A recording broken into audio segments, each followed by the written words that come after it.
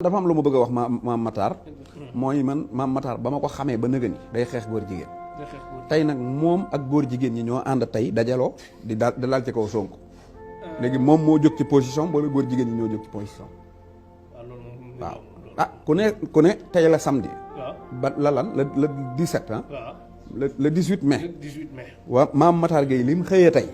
dugg na ñu ngi ci dimanche maanaam noonu samedi le 18 mai maam Matar Gueye journée tayam bii li mu ci yendoo maanaam moo góor jigéen ñi ñoo bokk position waaw maanaam discours Sonko bi ak waxi Sonko ji maam Matar da ko ñaawlu maanaam neexu ko noonu mu ko naqaree noonu la naqaree góor jigéen ñi loolu nag mënut a ànd ci yenn wax moom benn wax neex góor jigéen ñi neex ñi xeex góor jigéen mën na nekk mais benn wax naqare kii xeex góor jigéen naqari góor jigéen ñi mënta nekk léegi nag maam Matar na xam ne durant carrière am tey laa ko mas a gis moo góor jigéen ñi ñu bokk position